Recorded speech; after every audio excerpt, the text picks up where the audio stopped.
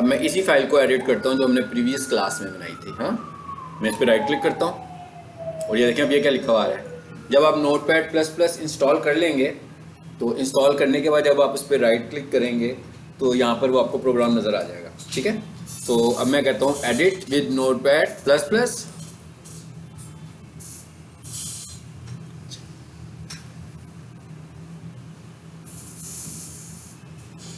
ठीक है,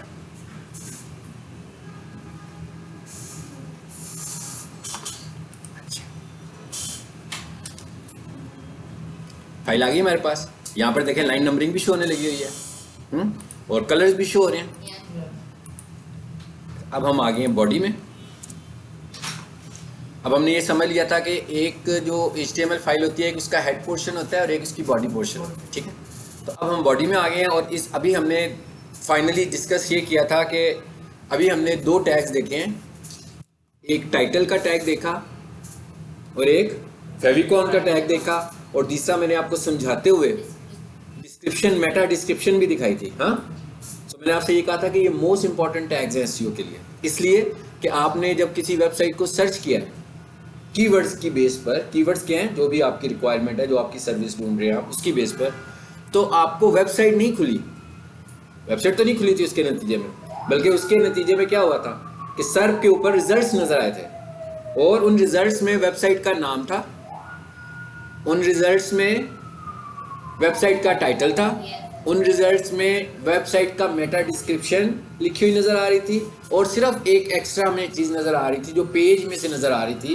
web page में से नज़र आ रही थी, और वो था इमेज।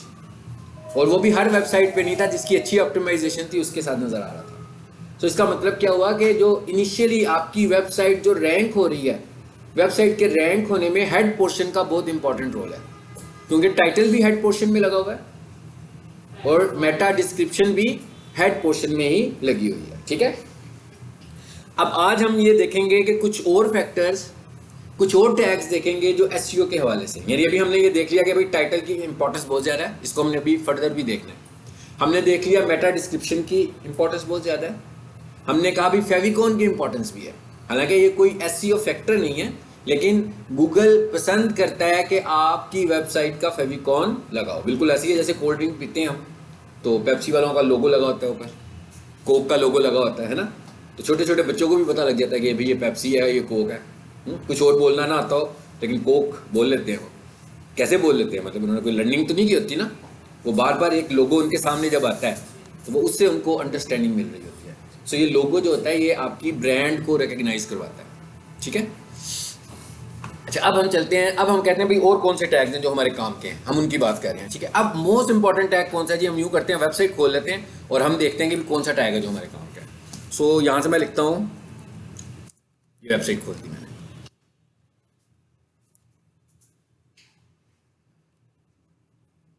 वेबसाइट को देख के अंदाजा लगाएंगे ताकि उसके हिसाब से आगे चलेंगे। ठीक है, तो अब हमें टेक्स्ट नजर आ रहा है। ठीक है, आप भी जब कुछ लिखते हो, जैसे आप एग्जाम्स वगैरह देते हो, तो जब आप कुछ लिख रहे होते हो टेक्स्ट की सूरत में, तो आप 2-3 फॉर्मेट्स में लिखते हैं, ऐसे ही है ना। एक आपका फॉर्मेट क्या होता है, हेडिंग वाला, जिसमें आप हेडिंग लिखते हैं, और एक आपका फॉर्मेट होता है जिसमें आप डिटेल कंटेंट लिखते हैं, उसको हम कह सकते हैं कि वो पैराग्राफ होता है। सो बेसिकली ये दो टेक्स्ट के फॉर्मेट्स हैं जिन्हें आप यूज़ करते हो, रिपीटेडली यूज़ करते हो। हेडिंग क्या होती है कि आपका जो पैराग्राफ है, पैराग्राफ क्या होता है, आपकी मीनिंगफुल इंफॉर्मेशन होती है, तो हेडिंग जो होती है वो पैराग्राफ का हेडर होता है, ऐसी है ना। जो हेडिंग होती है आपकी, जो आप मार्कर के साथ हेडिंग लिख देते हो अपनी, बेसिकली वो उस पैराग्राफ का हेडर होता है, यानी वो उस पैराग्राफ को रिप्रेजेंट कर रहा होता है, उस पैराग्राफ की शॉर्ट समरी होता है, ऐसे ही है ना। इसी तरह जब आपने वेबसाइट बनानी है तो आपने उसमें जो कंटेंट लिखना है, तो सारा कंटेंट तो पैराग्राफ की सूरत में होगा। तो आप देख रहे हैं यहाँ पर भी देखें पैराग्राफ्स बनाए हुए हैं, दिखाए हुए हैं कि भाई ये एक पैराग्राफ छोटा सा, फिर एक ये पैराग्राफ, फिर एक ये पैराग्राफ, ऐसे ही है ना। पैराग्राफ दिखाने की कोशिश की गई है और पैराग्राफ्स को हम आइडेंटिफाई कर रहे हैं किसके साथ, हेडिंग्स के साथ। तो इसका मतलब क्या हुआ कि हमें HTML फाइल में, यानी अपनी वेब पेज में स्ट्रक्चरल तरीके से डाटा लिखना है, और स्ट्रक्चर क्या है कि भाई पहले हेडिंग फिर पैराग्राफ, यही स्ट्रक्चर है हमारा, और यही स्ट्रक्चर हमें यहाँ पे नजर आ रहा है। जैसे ये लिखा हुआ है मैंने, प्रोफेशनल किचन इक्विपमेंट, Ctrl+C करता हूँ मैं, और इसके ज़रा कोड में चले जाते हैं। कहाँ से जाएंगे कोड में? सोर्स है, और यहाँ पे आके मैं कंट्रोल F करता हूँ और उसी टेक्स्ट को फाइंड करता हूँ जो भी मैंने लिखा है। अभी हम हेडर में ही है नहीं जितने नज़र आ रहे हैं आपको। मैं और जाता हूँ, नेक्स्ट करता हूँ, नीचे फिर करता हूँ, फिर करता हूँ। टेक्स्ट नज़र आ गया आपको, और इसके साथ एक टैग लिखा हुआ नज़र आ रहा है आपको, H1। H1 का टैग लगा है। तो इसका मतलब क्या हुआ कि और इस वक्त हम किस जगह पर हैं? अब हम बॉडी के अंदर हैं, मतलब अब हम किस हिस्से पर आ गए हैं? पेज के कंटेंट है, तो पेज का जो भी कंटेंट होता है वो तो बॉडी में ही नज़र आ रहा होता है हमें। तो अभी हम बॉडी में आ गए हैं। अब हम इधर आ जाते हैं। अब हम ये कहते हैं भाई बॉडी के अंदर जो हमने अपना पैराग्राफ की सूरत में चीज़ें लिखनी है, उसमें एक तो पैराग्राफ, मतलब हमें चाहिए क्या? एक पैराग्राफ चाहिए और एक हेडिंग चाहिए, लेकिन उससे भी पहले हमें हेडिंग लिखनी है। तो बेसिकली हमारे पास जो हेडिंग स्टाइल्स हैं वो कितने हैं? ठीक है, हमारे पास, मैं कैपिटल लेटर्स ऑन कर देता हूँ, जरा बड़ा सा नजर आएगा आपको। तो हमारे पास हेडिंग स्टाइल्स हैं कितने? 1 to 6। ये माइक्रोसॉफ्ट वर्ड में भी होते हैं। माइक्रोसॉफ्ट वर्ड में भी आप जब कुछ लिख रहे होते हो तो ऊपर हेडिंग देनी हो तो हेड एक फॉर्मेटिंग आप खुद करते हो और एक हेडिंग स्टाइल होते हैं कि भाई हेडिंग 1, हेडिंग 2, हेडिंग 3 लगा सकते हैं आप उधर। ठीक है, तो ये भी हमारे पास यहाँ पर भी 6 हेडिंग स्टाइल्स हैं। लेकिन यहाँ पर जो कुछ भी है, मैं आपको थीम जो भी बता रहा हूँ उसने यूज टैग की सूरत में ही होना है। ये तो आपको पता है ना, मतलब जो भी बात हम करेंगे उसने इस्तेमाल कैसे होना है? टैग की सूरत में होना है। सो इसका मतलब ये हुआ कि जो हेडिंग्स है असल में ये भी टैग है। हमारी जो हेडिंग है ये टैग की सूरत में है। सो इसका जो हमारे पास फॉर्मेट है वो क्या है? वो ये है। समझ आ गया क्या फॉर्मेट है जी इसका? एज और नंबर 6 है ना। एज नंबर का क्या मतलब हुआ? H1, H2, H3, H4, H5, H6। सो ये हमारे पास टोटल 6 हेडिंग स्टाइल्स हैं। ये हमारे लिए जानना इसलिए जरूरी है कि ये की फैक्टर है एसईओ का। अगर आपकी वेबसाइट में हेडिंग स्टाइल्स का इस्तेमाल नहीं हुआ तो इसका मतलब क्या हुआ कि आपने एक बहुत ही मेन फैक्टर ऑप्टिमाइजेशन का मिस कर दिया, और मे भी आप सिर्फ इसके ना होने की वजह से ही रैंक ना कर रहे हो। मतलब वेबसाइट बनाने के लिए इसका लिखना जरूरी नहीं है, आप इसके बगैर भी लिख सकते हैं, आप फोन्ट्स इस्तेमाल कर सकते हैं, स्टाइल्स इस्तेमाल कर सकते हैं, लिख सकते हैं आप। लेकिन अगर आप एसईओ के हिसाब से देख रहे हैं और आपने हेडिंग स्टाइल्स को इस्तेमाल नहीं किया तो इसका मतलब है कि आपने मेन रैंकिंग की फैक्टर इस्तेमाल ही नहीं किया।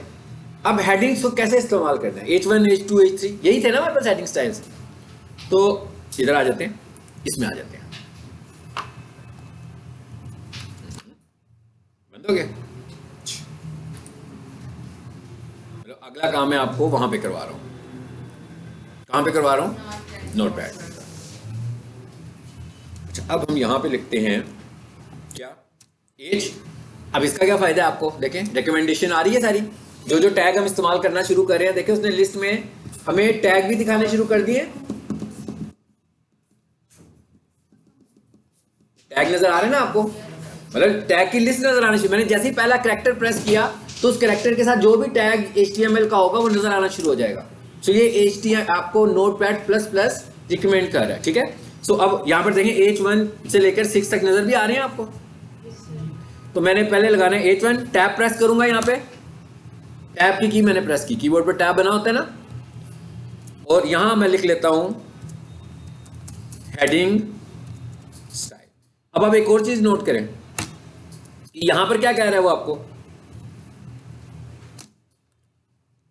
कलर्स भी चेंज कर रहा है। हाँ, बता रहा है कि कौन से वाला टैग है और कौन सा आपका एक्सप्रेशन है। एक्सप्रेशन को उसने ब्लैक कलर में दिखाया ना, यानी जो टेक्स्ट हम लिखने लगे हुए हैं। अब मैं एक काम करता हूं टाइम सेव करने के लिए, इसे कर लेता हूं कॉपी।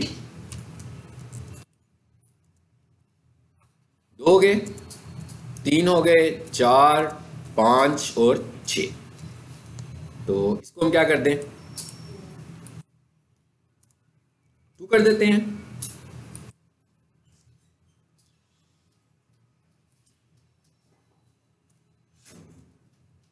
इसको हम 3 कर देते हैं।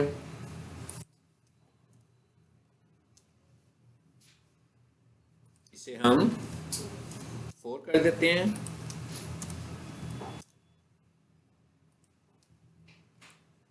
5,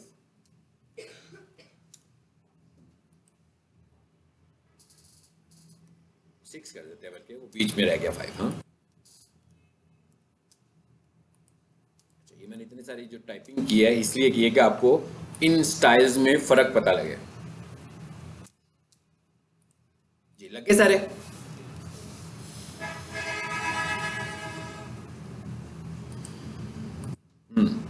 इससे क्या प्रॉब्लम हुआ? बाकी सब ठीक है?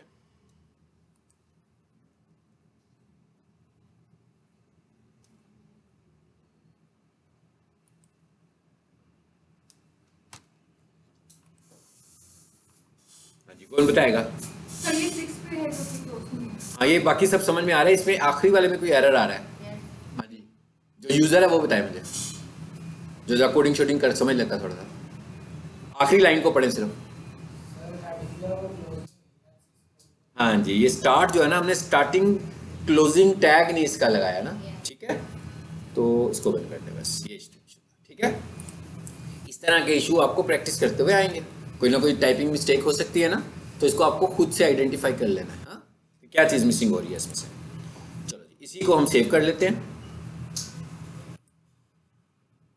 अब ये फाइल में गया हूँ मैं, सेव एज में गया हूँ, यहाँ पर मुझे डिटेल बताने की ज़रूरत नहीं है, ये HTML का ही फाइल को सेव करेगा। देखिए नीचे लिखा आ रहा है हाइपरटेक्स्ट मार्कअप लैंग्वेज, मतलब यहाँ पर HTML की एक्सटेंशन लगाने की ज़रूरत नहीं पड़ेगी अब आपको। ये किसकी बात कर रहा हूँ मैं? Notepad plus plus. पहले मैंने आपको समझा दिया था कि आपने सिंपली नोटपैड कैसे यूज़ करना है, लेकिन अब मैंने आपसे ये कह रहा हूँ कि अब आज आपने घर जाके, जिनके पास ये इंस्टॉल नहीं हुआ, पहले नोटपैड प्लस प्लस इंस्टॉल कर लो और आगे का सारा काम नोटपैड प्लस प्लस में करना है, ठीक है। अच्छा, अब आ जाते हैं जी आज के लेक्चर में। आज का जो लेक्चर है हमारा वो किस डेट का है?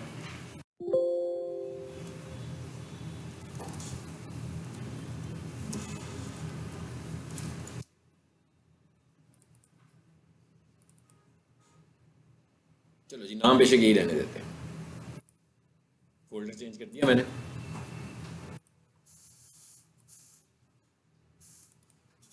ये फाइल है, डबल क्लिक करें, इसको चलाते हैं। अब मैंने इसकी आउटपुट देख लिया, आगे हेडिंग स्टाइल्स, ठीक है, यानी ये मुझे बता रहा है कि ये हेडिंग 1 है, ये हेडिंग 2 है, ये हेडिंग 3 है। अभी मैंने 6 इसीलिए लगाए हैं कि आप इनको देख लें, तो इनको हम जरा समझ लें कि इनकी साइंस क्या है। जिस तरह जिस हायरार्की के साथ HTML ने इन्हें डिफाइन किया हुआ है कि भाई H1 से लेकर H6 तक कि ये इसका स्ट्रक्चर है, आपकी वेबसाइट के अंदर भी इनका इस्तेमाल गूगल हमें ये कहता है, गूगल एल्गोरिदम हमें ये कहता है कि भाई आपने इसका इस्तेमाल इसी स्ट्रक्चर से करना है। अब इस कैसे इस्तेमाल करना है, मतलब इस्तेमाल इस स्ट्रक्चर से करने से क्या मुराद है, मतलब इसका क्या मतलब है कि हम इसी स्ट्रक्चर से इसको इस्तेमाल करेंगे। इसका ये मतलब है कि आप अगर कोई कंटेंट लिख रहे हैं तो आप पैराग्राफ्स की सूरत में लिख रहे हैं और इसमें नंबर ऑफ पैराग्राफ्स हैं। आपने हर पैराग्राफ को आइडेंटिफाई करना है हेडिंग के साथ। तो इसका मतलब क्या हुआ कि एक ऊपर आ जाएगी मेन हेडिंग और उसके बाद नीचे आपकी सब हेडिंग्स चलेंगी। तो बेसिकली जो H2 है वो H1 की सब हेडिंग है और जो H3 है वो H2 की सब हेडिंग है। सो गूगल हमें ये कहता है कि आपने इस स्ट्रक्चर के मुताबिक अपनी वेबसाइट, मिसाल के तौर पर मेरी वेबसाइट जहाँ से शुरू हो रही है वहाँ पर मैंने H1 नहीं लगाया, बल्कि वहाँ मैंने लगा लिया H3। फिर जो दूसरा पैराग्राफ आया वहाँ पर मैंने लगा दिया H1। फिर जब तीसरा पैराग्राफ आया वहाँ पर मैंने लगा दिया H6 और फिर जब चौथा पैराग्राफ आया तो वहाँ पर फिर मैंने लगा दिया H1। ये गलत स्ट्रक्चर है। वो क्या कहता है? कहता है आपने अगर हेडिंग स्टाइल्स को यूज़ करना है तो ऊपर से नीचे की तरफ को इस्तेमाल करना है, यानी पहले क्या होगा H1 फिर H2, ये स्ट्रक्चर फॉलो करना है। ये स्ट्रक्चर SEO के लिए वो बता रहा है। मतलब अगर मैं वेब डिज़ाइन की बात करूं तो मेरी मर्जी है, मैं चाहूं तो छठा पहले इस्तेमाल करूं, दूसरा बाद में करूं, इसमें वेबसाइट एरर तो कोई नहीं आएगा, कोड एरर भी कोई नहीं आएगा, HTML एरर भी कोई नहीं आएगा। लेकिन वो कहता है अगर मेरे एल्गोरिदम को फॉलो करना चाहते हो, और अगर आप मेरे एल्गोरिदम को फॉलो करेंगे तो ही रैंक करेंगे ना। अगर आप गूगल के एल्गोरिदम को फॉलो नहीं करेंगे तो आप रैंक तो नहीं कर सकते। तो कहता है अगर आप मेरे एल्गोरिदम को फॉलो करना चाहते हो तो आपको इसी स्ट्रक्चर के मुताबिक हेडिंग स्टाइल्स को इस्तेमाल करना है। पहली बात है कि हेडिंग स्टाइल्स लगानी है। इसका मतलब क्या हुआ कि एज ए SEO एक्सपर्ट अगर मेरे पास कोई वेबसाइट आती है कि भाई मुझे इसकी SEO करवानी है, तो अब मैं जो चीज़ें आपको पढ़ा रहा हूँ बेसिकली मैं क्या, वेबसाइट तो बनी होती है पहले से ही, मतलब वेबसाइट तो बनाकर ही भेजते हैं ना। वेबसाइट कंस्ट्रक्शन में तो कोई इशू नहीं होता, उनकी वेबसाइट तो उन्होंने कंप्लीट कर ली होती है कि भाई it's your website is no ready for use, वो तो बंदा यूज भी कर रहा होगा, लेकिन मैं जब उसके एनालिसिस करूंगा, जब हम वेबसाइट को देखते हैं ना, तो it is called website audit. जब हम किसी वेबसाइट का पहला एनालिसिस करते हैं तो हम उसे क्या बोलते हैं, वेबसाइट ऑडिट। यानी मुझे कोई कहे जी मेरी वेबसाइट की एसईओ करनी है, तो मैं ऐसे कहता हूँ भाई लिंक भेजो, मैं आपकी वेबसाइट का ऑडिट करके बताता हूँ। बेसिकली मैं वेबसाइट ऑडिट जब करता हूं तो मैं क्या करता हूं, मैं यही देखता हूं कि कौन से गूगल एल्गोरिथम्स के स्टैंडर्ड हैं जो इस पर अप्लाई हुए हैं, और कौन से गूगल के स्टैंडर्ड्स हैं जो इस पर अप्लाई नहीं हुए हैं। हमने उन्हीं को इंप्लीमेंट करना होता है। फॉर एग्जाम्पल, अगर मैं वेबसाइट देखूं और उसने स्टाइलिश बनाने के लिए वेबसाइट में हेडिंग स्टाइल इस्तेमाल ही नहीं किए हुए, तो मैं सबसे पहले तो क्या करूंगा कि उसकी जो हेडिंग्स होंगी उनके अंदर हेडिंग स्टाइल्स को लेकर आऊंगा। और दूसरी बात क्या हो सकती है, हो सकता है उसने हेडिंग स्टाइल इस्तेमाल की हो। जैसे अब हम अपनी वेबसाइट को अगर देखते हैं तो हमारी वेबसाइट के अंदर जो पहली हेडिंग है वो क्या आ रही है। अच्छा, आप एक चीज नोट कर रहे हैं कि मेरा हेडिंग स्टाइल इस शक्ल का नहीं है ना, इस शक्ल का। लेकिन जब हम ये देखें, बहुत फर्क है इन दोनों में। लेकिन जब मैंने कोड दिखाया है तो आप ये देखें, ये क्या है, हेडिंग स्टाइल ही लगा हुआ है, हेडिंग स्टाइल ही लगा हुआ है ना, यहां पर भी हेडिंग स्टाइल लगा हुआ है। लेकिन इसमें क्या किया हुआ है, डेवलपर ने डिजाइन भी किया हुआ है। डेवलपर ने टेक्स्ट को थोड़ा सा स्टाइलिश बनाने के लिए डिजाइन भी किया हुआ है। वो हमारा ना पार्ट है, ना हमने उस डिजाइन की एसईओ करनी है। मतलब हमें डिजाइन की एसईओ भी नहीं करनी है। वो कैसे हुआ हुआ डिजाइन, ये देखें, ये क्या लिखा हुआ है आगे, ये सब आपको समझाने के लिए मैं बता रहा हूं। हमें इसे कुछ नहीं करना। ये क्या लिखा हुआ है जी, क्लास इक्वल्स टू टाइटल। इसका क्या मतलब है कि एक क्लास डिफाइन हुई हुई है। क्लास का मतलब क्या है, एक फॉर्मेट डिफाइन हुआ है कि भाई जो जो टाइटल्स होंगे उसका ये फॉर्मेट होगा। ये किसका पार्ट है, ये डेवलपर का पार्ट है। ये स्टाइल शीट उसने बनाई हुई है, ये उसने अपनी स्टाइल शीट बना के, लेकिन हमने स्टाइल शीट का एसईओ से कुछ लेना देना नहीं है। कोडिंग का, पीएचपी की कोडिंग का भी एसईओ से कुछ लेना देना नहीं है। एसईओ का लेना देना किसके साथ है, आपकी वेबसाइट के फॉर्मेट के साथ। सिर्फ जो फॉर्मेट दिख रहा है, मतलब गूगल ये भी नहीं कहता है कि आपकी स्टाइल शीट के ये स्टैंडर्ड्स होने चाहिए, ये नहीं कहता वो, बल्कि गूगल ये कहता है कि आपकी वेबसाइट में कोडिंग कम से कम होनी चाहिए, आपकी वेबसाइट में कम से कम स्टाइल शीट्स होनी चाहिए। मतलब देखने में तो हम ये कह रहे हैं ना, खूबसूरत लग रही है।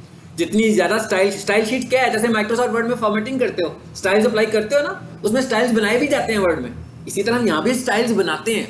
अब जब हम स्टाइल्स बनाएंगे तो उसका मतलब क्या है, स्टाइल भी तो कोडिंग से बन रहे हैं। तो जितने स्टाइल उतनी कोडिंग बढ़ गई। जितनी अट्रैक्टिव वेबसाइट बना रहे हो, स्क्रिप्टिंग भी बढ़ रही है। स्क्रिप्टिंग भी कोडिंग होती है, जो जावास्क्रिप्ट की कोडिंग होती है। गूगल कहता है भाई कम से कम स्क्रिप्ट होना चाहिए आपकी वेबसाइट में, कम से कम स्टाइल होना चाहिए। इवन जब हम वेबसाइट का ऑडिट करेंगे ना और वेबसाइट की स्पीड को चेक करेंगे कि भाई इस वेबसाइट की स्पीड स्लो है, तो उसके अंदर जो मेन फैक्टर्स आएंगे ना, उसके दो आएंगे, जो सबसे बड़े फैक्टर्स दो आएंगे। वो कौन से आएंगे कि भाई आपकी वेबसाइट में जावास्क्रिप्ट बहुत ज्यादा है, इसे कम करो। आपकी वेबसाइट में सीएसएस का कोड बहुत ज्यादा। सीएसएस क्या है, स्टाइल शीट। ये वो मुझे कहेगा। अब मैं क्या करूंगा, मैं तो एसईओ एक्सपर्ट हूं ना, मैं तो कोडिंग रिमूव करके उसकी वेबसाइट का स्ट्रक्चर तो नहीं खराब कर सकता। मैं डेवलपर को मैसेज भेजूंगा कि भाई इसके अंदर कुछ कम करें, कोडिंग कम करें, क्योंकि इसके अलावा कोई हल नहीं है। मतलब उसकी वेबसाइट स्लो है। मिसाल के तौर पर मैं ये कहूंगा वेबसाइट का स्कोर आ रहा है ए से लेकर एफ तक। ए का मतलब क्या है कि बहुत अच्छी वेबसाइट है, बी का मतलब क्या है कि ए से जरा हल्की है, सी का मतलब क्या है कि बी से भी हल्की है, एफ का क्या मतलब है कि बहुत ही बुरे हालात हैं। भाई किस चीज के हालात बुरे हैं, स्पीड के हालात बहुत बुरे हैं। तो अगर आपकी वेबसाइट की स्पीड, ये भी एक फैक्टर है। मतलब एक एसईओ का एक अकेला फैक्टर क्या है, वेबसाइट की स्पीड। मैं ये सिर्फ, अब जब हम बात करें ना फैक्टर्स की, तो मैं अभी एक फैक्टर की बात कर रहा हूं।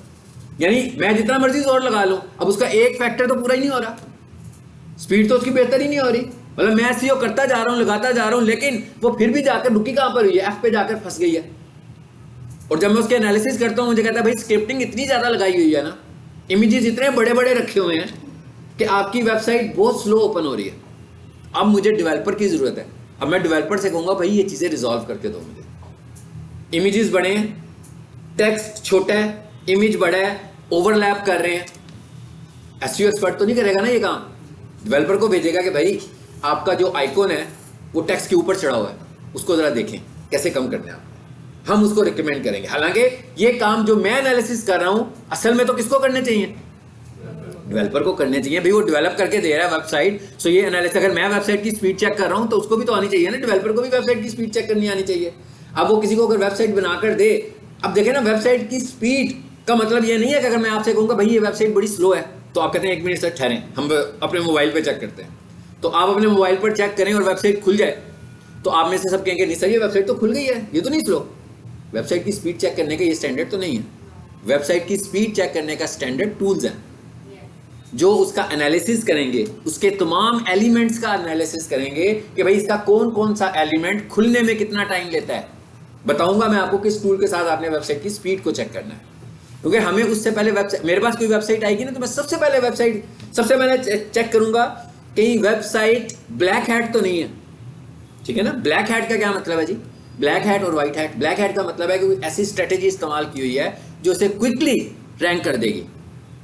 जैसे आपको बहुत सारे सब्सक्राइबर एकदम मिल जाते हैं, बहुत सारे व्यूज एकदम मिल जाते हैं ना, चैनल सब्सक्राइबर, फॉलोअर्स बहुत सारे मिल जाते हैं इंस्टाग्राम के ऊपर एकदम।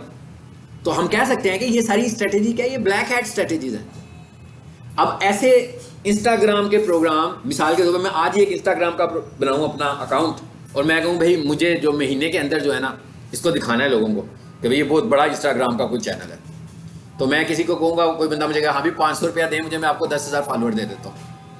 अब जब आप इस तरह फेक एक्टिविटी करके किसी भी प्लेटफॉर्म को ग्रो करेंगे, अब वो बेसिकली फेक एक्टिविटी का क्या मतलब है, ऐसे तो नहीं होगा कि वो फॉलोअर ही नहीं होंगे, वो फॉलोअर होंगे, लेकिन होंगे कैसे? इररेलेवेंट होंगे। कोई जर्मन का होगा, कोई फ्रांस का होगा, कोई यूके का होगा, कोई इंडिया का होगा, कोई बांग्लादेश का होगा। मैं भाई चीज़ मोबाइल बेचने लगा हूँ माउस पाकिस्तान में, तो मेरी मार्केट कौन सी है? अब मुझे उन 10,000 फॉलोअर्स को कोई फ़ायदा है?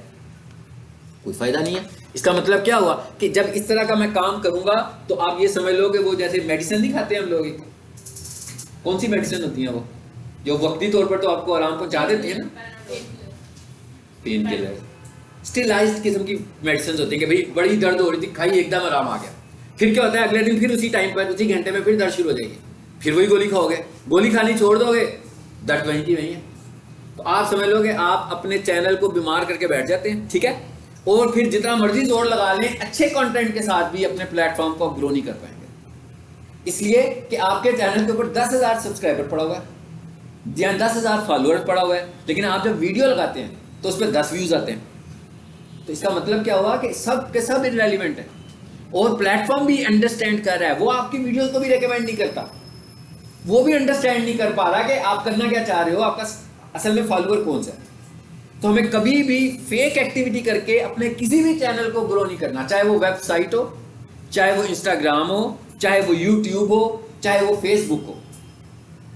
जब भी हमने ग्रो करना है तो जेन्युइन, अब मिसाल के तौर पर मैं ये कहता हूँ भाई ठीक है मैं माउस बेच रहा हूँ, तो मैं ऑडियंस पाकिस्तान की भी तो बाय कर सकता हूँ ना, लेकिन वो मुझे 500 रुपये में नहीं ना मिलेगी, फर्क सिर्फ इतना है। वो वाली ऑडियंस तो मैं इंस्टाग्राम से बाय करूँगा, मैं इंस्टाग्राम से कहूँगा कि भाई ये मैं पोस्ट लगाता हूँ, एक पोस्ट लगा रहा हूँ माउस बेचने की, ठीक है, मेरा माउस जो है वो 1500 रुपये का है, ये वाली पोस्ट लाहौर के उन लोगों को दिखाओ जिनकी एज 18 साल से लेकर 45 साल तक की है और उनका इंटरेस्ट ऑनलाइन शॉपिंग में है और वो स्टूडेंट्स हैं या वो ऑफिस के प्रोफेशनल, टारगेट कर रहा हूँ ना मैं चीज़ों को, टारगेटिंग करने लगा हूँ कि भाई किस तरह के लोगों को मैं अपना कंटेंट दिखाना चाह रहा हूँ। इसका मतलब क्या हुआ, वो लोग जब मुझे फॉलो करेंगे तो उनका मुझे फ़ायदा होगा, वो मुझे रिटर्न होकर वापस मेरे पास आएंगे।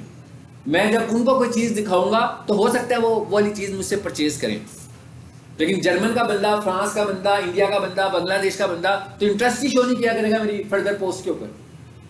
वो तो उसने भी शायद यही बार्गेन सिस्टम किया हुआ है कि भाई उसको भी फॉलोअर मिल जाए, तो उसने भी उस कंपनी के साथ यही किया हुआ है, ठीक है जी मैं आपको फॉलो कर देता हूँ, आप मुझे फॉलो कर दें, तो ये एक सिस्टम चलने लगा हुआ फॉलो करने का, ठीक है। चलिए जी वापस आ जाए, जब हम ऐड में जाएंगे फिर इंशाल्लाह सीखेंगे, ठीक है। ऐड के अंदर टारगेटिंग होती है, गूगल ऐड में भी होती है, फेसबुक में भी होती है, ठीक है, दोनों जगहों पे टारगेटिंग होगी। अच्छा चलिए अब आ जाते हैं वापस। अब एक तो हुआ कि ये इस्तेमाल नहीं किया, अब मैं कह रहा हूं इस्तेमाल भी किया हुआ है। अब डेवलपर को तो ये बात भी नहीं पता। हाँ, अब जो बात मैं आपको बता रहा हूं, आप मोस्टली डेवलपर को एसईओ का बिल्कुल कुछ नहीं पता, ठीक है। अब ये वाली जो बात मैं आपको बता रहा हूं कि भाई हेडिंग का इस्तेमाल होना चाहिए और प्रॉपर होना चाहिए। अब एक डेवलपर ने एक वेबसाइट बनाई है, उसने क्या किया, उसने लिखा वेलकम टू पीक सॉल्यूशंस, और उसने इस टेक्स्ट को क्या कर दिया, H1 लगा दिया। इसका मतलब क्या हुआ कि उसने H1 ज़ाया कर दिया, ज़ाया कर दिया ना वेलकम कीवर्ड है ना पीक सॉल्यूशंस कीवर्ड है। कीवर्ड तो हमारा था best computer college in Lahore, main keyword तो हम इसको टारगेट कर रहे हैं फॉर एग्जांपल। तो इसका मतलब क्या हुआ कि H1 के साथ इस कीवर्ड को एसोसिएट करना है हमें, हमने ज़ाया नहीं करना। हमने ये नहीं लिखना कॉन्टैक्ट अस के ऊपर किसी ने H3 लगा दिया तो ज़ाया कर दिया ना भाई। कॉन्टैक्ट अस के साथ हेडिंग स्टाइल नहीं लगाने हैं।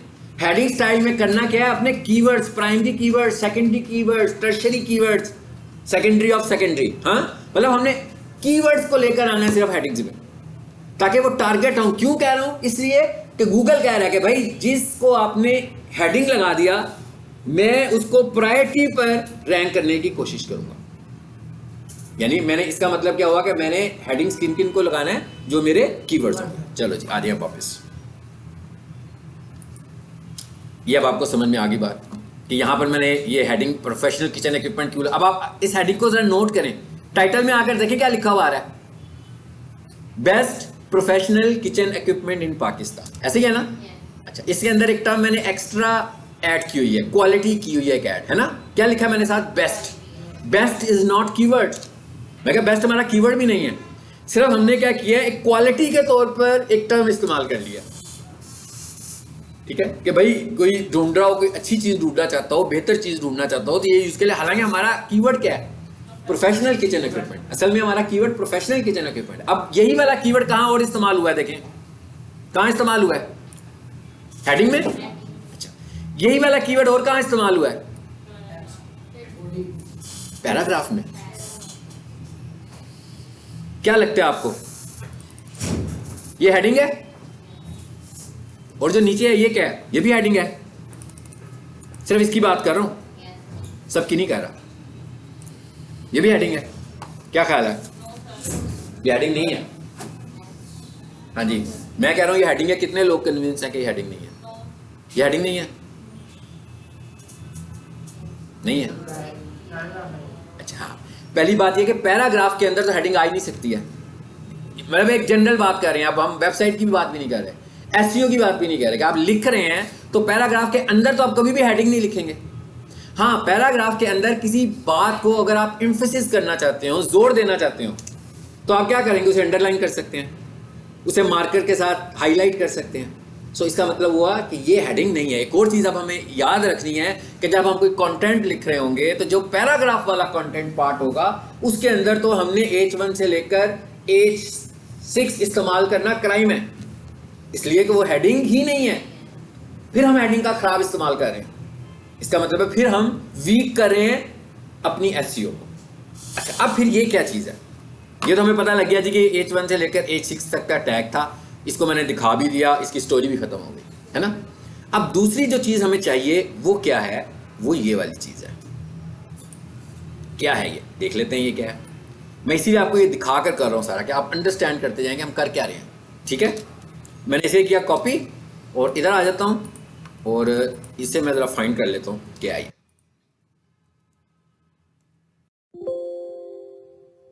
कॉपी नहीं हुआ, वो हुआ था कॉपी, है ना।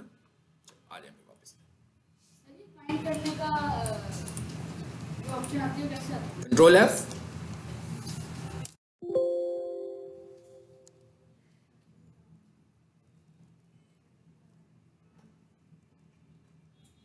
जी आगे। तो मैं थोड़ा सा शॉर्ट कर दिया, काफी लंबा थोड़ा टेक्स्ट था। हाँ, वी आर लीडिंग। अब ये बात कहां से शुरू हुई है, देखें। div क्या चीज है, हमारा कोई लेना देना नहीं है। div स्टाइल शीट का एक एलिमेंट है, हमें इससे कुछ लेना नहीं है। ठीक है, अच्छा, इसके नीचे क्या आ गया, एक पैराग्राफ। हमने एसईओ करते हुए कभी पैराग्राफ नहीं बनाना, मगर हमने एसईओ करते हुए पैराग्राफ्स को कंसीडर करना है। यानी हमें पता होना चाहिए कि भी पैराग्राफ कौन सा है, इसमें से पता होना चाहिए कि ये पैराग्राफ है। पैराग्राफ कौन से वाला पार्ट था, डिटेल कंटेंट, मतलब जो आप डिटेल्स देने लगे हुए हो वो पैराग्राफ्स हैं। इंग्लिश में भी ऐसे ही है ना, कोई भी मीनिंगफुल इंफॉर्मेशन आप लिखते हो तो वो पैराग्राफ होती है आपकी। ठीक है, सो बेसिकली ये क्या है, ये पैराग्राफ लिखा हुआ है, यानी इसका मतलब क्या हुआ कि ये जो 3 लाइनें हैं ये क्या है, इस तरह का जो आपने कंटेंट जब कभी भी लिखना होगा तो हम किस सूरत में लिखेंगे, वो पैराग्राफ में। इसका मतलब हुआ कि अगर हमारे पास कोई वेबसाइट आएगी और हम इस तरह का कंटेंट फाइंड कर रहे होंगे तो बेसिकली वो क्या होगा, पैराग्राफ होगा, ठीक है। अच्छा, अब पैराग्राफ के अंदर मैं कुछ चीजों को एम्फेसिस करना चाह रहा हूं, हाईलाइट करना चाह रहा हूं, ठीक है। सो पैराग्राफ के अंदर हाईलाइट करने के लिए मैंने क्या यूज किया, एक और टैग आ गया बीच में, ये देखें कौन सा टैग है जी, ये बोल्ड का, बी फॉर बोल्ड। 2 टैग है हमारे पास, एक बोल्ड का टैग है और एक स्ट्रॉन्ग का टैग है। इन 2 टैग्स को एसईओ के लिए हमें इस्तेमाल करना है। एक काम करता हूं मैं, यहां से पैराग्राफ शुरू है, मैं से यहां से उठाता हूं, यहां लगता हूं, कॉपी करता हूं, इधर लाते हैं, यहां पर तो बॉडी एंड हो गई है, यूं करते हैं, हेडिंग 1 के बाद इसको लगा देते हैं, ठीक है, बीच में कोई बात नहीं, ये हमारे काम की चीज नहीं है। कौन सी चीज नहीं है जी हमारे काम की, ये सारा ही निकाल देता हूं मैं इसमें से। चलो, बन गया पैराग्राफ।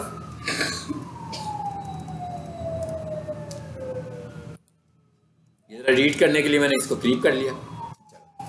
अब क्या लिखा हुआ है, यानी हेडिंग के नीचे एक पैराग्राफ आ गया, वी आर लीडिंग, और उसके बाद बी में मैंने क्या लिखा है, प्रोफेशनल किचन इक्विपमेंट। यहां पर बी को बंद कर दिया, मैन्युफैक्चरर एंड, अच्छा यहां पर मैं लिख देता हूं, क्या लिख देता हूं जी, ये देखें जरा, स्ट्रॉन्ग कर दिया मैंने। अब दूसरा टैग यूज कर लिया, यानी ये वाले टैग भी एसईओ के लिए इंपॉर्टेंट है। मैं सिर्फ उन टैग्स की बात कर रहा हूं जो एसईओ के लिए इंपॉर्टेंट है बस। पी के अंदर हमने कोई एसईओ नहीं करनी, पी के टैग में हमने कोई एसईओ नहीं करनी, लेकिन जो कंटेंट है आपका वो तो पी में ही लिखा हुआ है, तो इसलिए हमें पी को समझना है। हाँ, स्ट्रॉन्ग कर दिया मैंने, और स्ट्रॉन्ग को मैंने यहीं पे खत्म कर दिया, /स्ट्रॉन्ग। सो बेसिकली मैंने आपको कितने टैग बताए अभी इस मिनट के अंदर, 2 टैग्स बताए, एक बी का टैग, बी फॉर बोल्ड, और एक स्ट्रॉन्ग। दोनों का एक ही मतलब है, दोनों ही एसईओ के फैक्टर्स हैं। इसका मतलब क्या हुआ कि आप कहीं पर बोल्ड को इस्तेमाल कर सकते हैं और कहीं पे स्ट्रॉन्ग को इस्तेमाल कर सकते हैं, लेकिन काम दोनों एक जैसे ही कर रहे हैं। चलो जी, इस फाइल को सेव करें और इधर आकर जरा इसका रिजल्ट देखें। यहां पे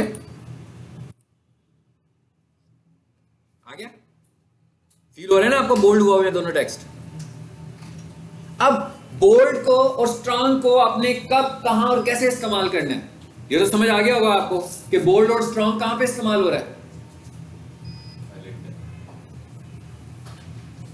जी, हाईलाइट करने के लिए अपने पैराग्राफ को। यानी हमें भाई कीवर्ड इस्तेमाल करना है हेडिंग में, उसके बाद हमें कीवर्ड्स इस्तेमाल करने हैं कहां पर, अपने कंटेंट के अंदर। अच्छा, अब गूगल का एल्गोरिदम हमें क्या कहता है, कीवर्ड इस्तेमाल करने के मतलब क्या बताता है, ठीक है। काम करते हैं जरा,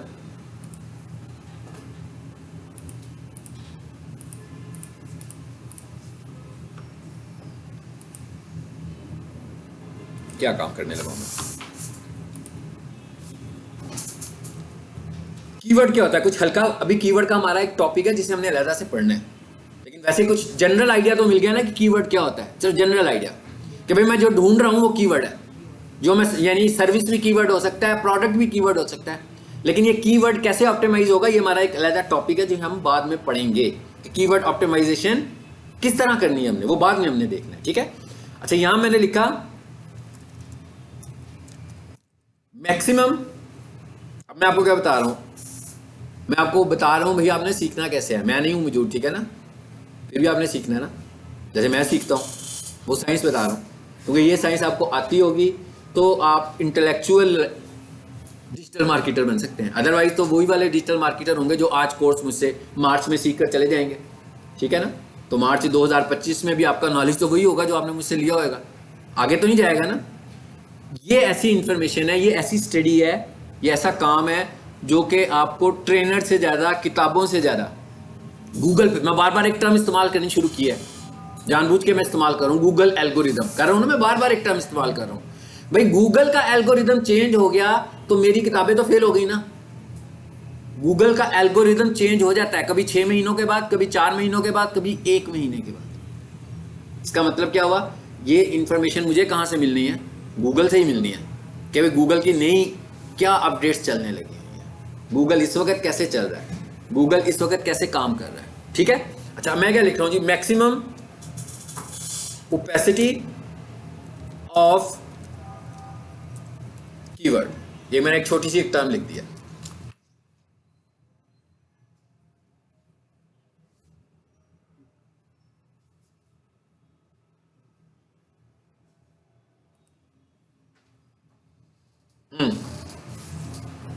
जरा इसको पढ़ना है। अब ये मैंने आपको थोड़ा सा लर्न करने का तरीका सिखाया।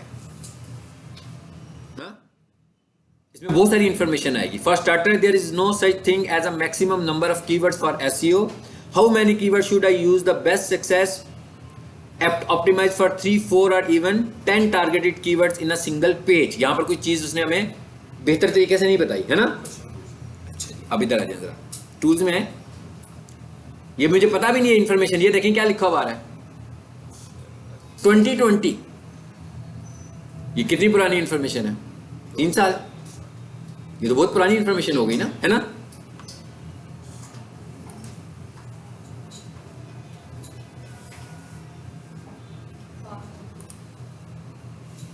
जी अब मैंने चेंज कर दिया। अब जो मेरे पास इंफॉर्मेशन आ रही है वो कौन सी आ रही है,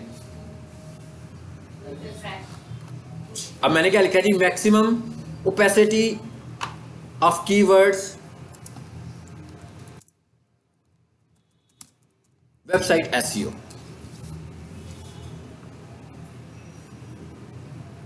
गूगल हमें क्या कहता है, बिटवीन 1% to 3%। इसका क्या मतलब हुआ, मैं कहता हूं मेरी एक वेबसाइट है।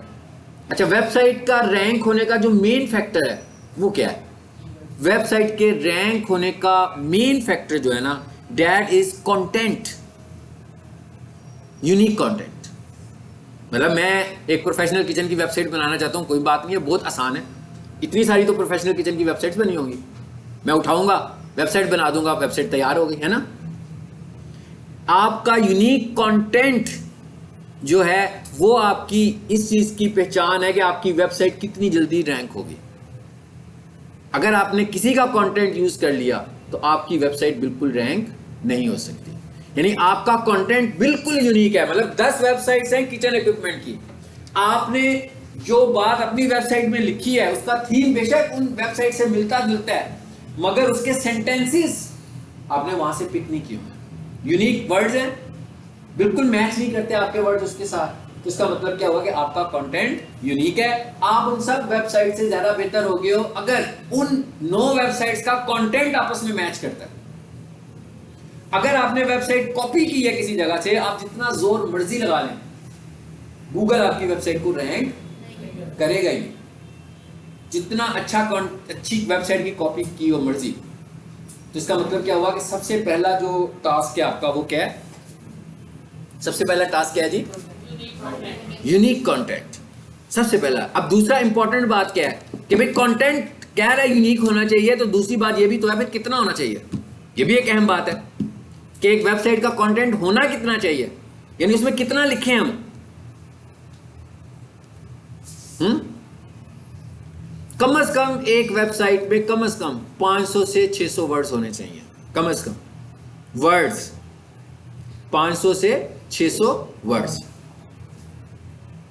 800 वर्ड्स हो तो अच्छी बात है, 1000 वर्ड्स हो तो काफी अच्छी बात है, 1500 वर्ड्स की वेबसाइट बना ली वेल। लेकिन इसका मतलब ये भी नहीं है कि अगर हम कहेंगे नहीं भाई 1500 क्यों, नहीं एक पेज की बात करें, फिर डिफरेंट पे जाएं तो फिर दोबारा से नए सिरे से स्टैंडर्ड शुरू हो जाएगा ये वाला। ठीक है, यानी दूसरे पेज के ऊपर फिर आपके पास 1500 वर्ड्स की ऑप्शन आ गई है।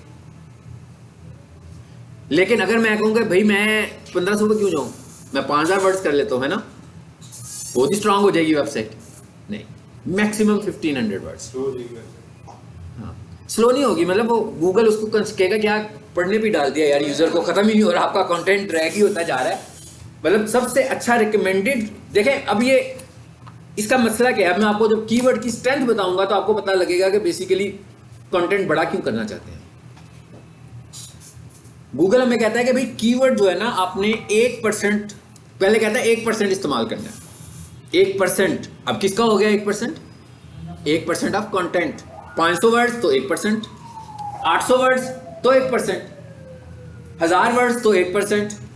अगर मैंने 100 वर्ड्स लिखे हुए हैं तो 1% क्या होगा? एक वर्ड। यानी कि हर 100 वर्ड्स के बाद गूगल क्या कह रहा है? एक कीवर्ड यूज कर लो।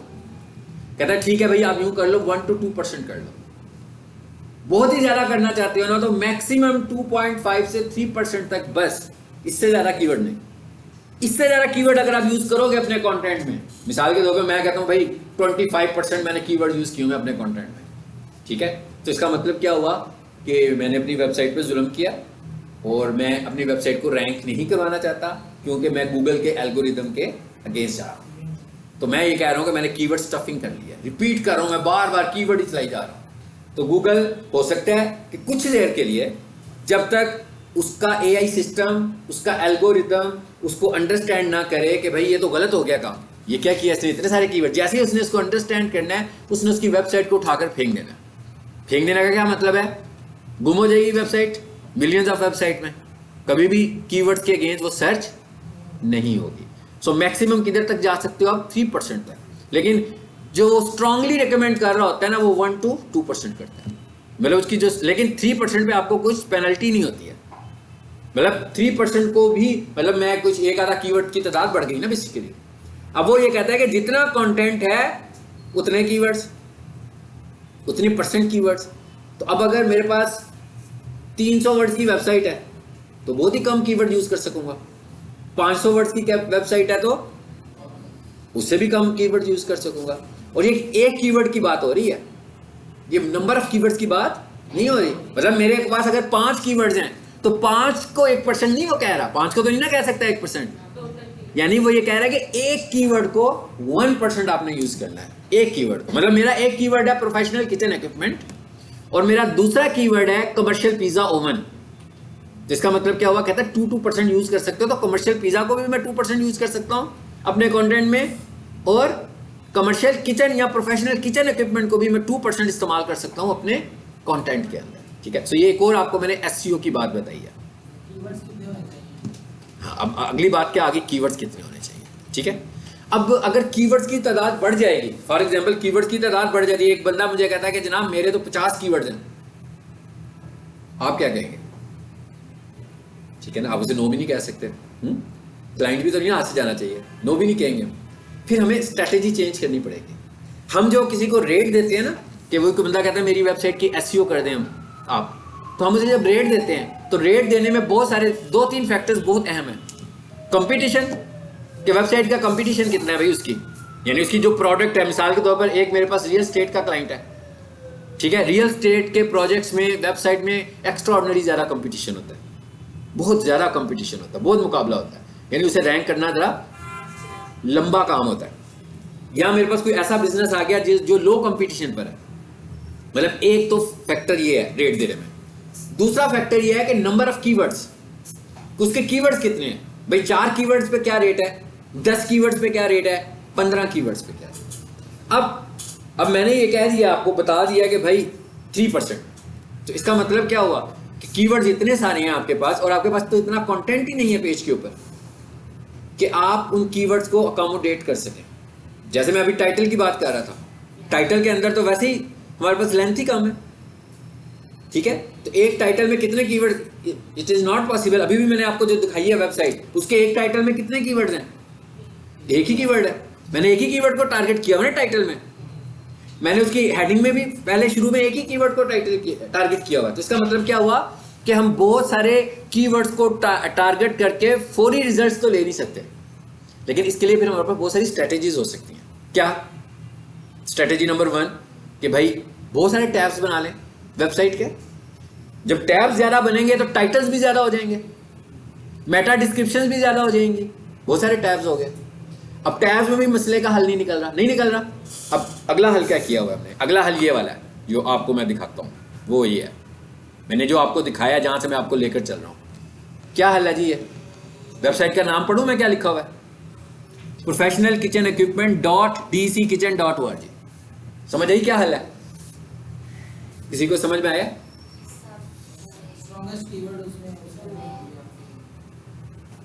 क्या कह रही हैं आप? कुछ मुझे लगा कि आप सही कह रही हैं। क्या बोला था? फिर बोल दें। गुड, सब डोमेन। यानी भाई वेबसाइट के 5 टैब थे, 5 टैब में तो सारी स्टोरी खत्म हो गई। अब क्या करें? अब मैंने क्या किया, उसके बाद 5 सब डोमेन की ऑप्शन दिया। मैंने क्या किया, उसकी आगे से 5 सब डोमेन बना दी, और क्विक रिस्पांस के लिए इतनी जल्द, मतलब मैं एक होम पेज के ऊपर, एक लैंडिंग पेज के ऊपर तो एक ही कीवर्ड को एकदम टारगेट कर सकता हूं ना।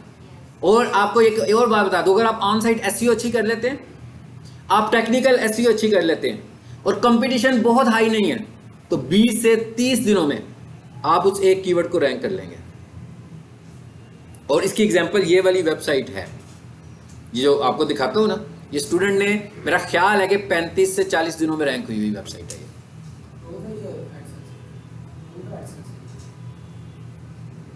नहीं, एडसेंस का तो हमारा कोई ताल्लुक नहीं ना।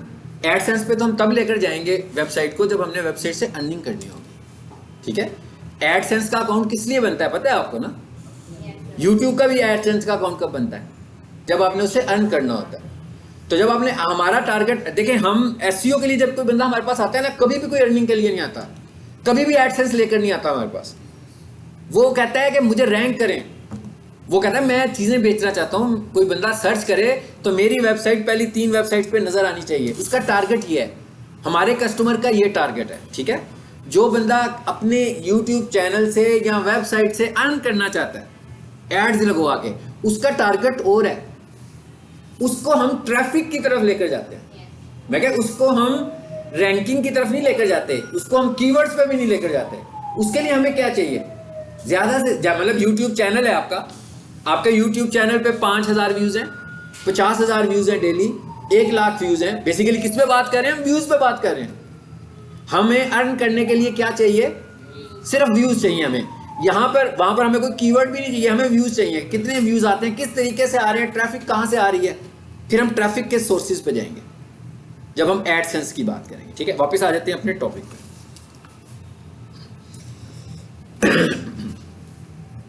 तो कौन से टैग देखे आज हमने? टाइटल, पैराग्राफ तो होगा, साथ में बोल्ड और स्ट्रॉन्ग, और ये तीनों ही टैग्स हमारे पास कौन से थे? एसईओ के टैग्स थे। और साथ में मैंने आपको बताया जी कि कीवर्ड्स कितने होने चाहिए? ओके।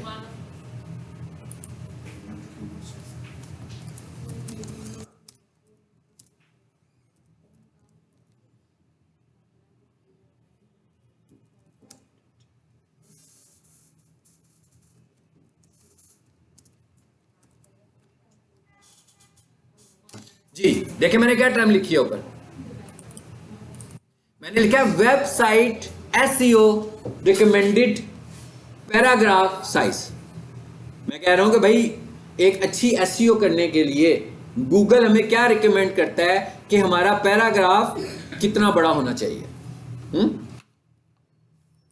ये कितने के हैं इसने? तकरीबन क्या कहता है? A well written paragraph should be not longer than 150 words. कहता है 150 वर्ड से। अब ये यहां पर आ जाए, आप देखें छोटे छोटे पैराग्राफ्स बनाए हैं ना हमने।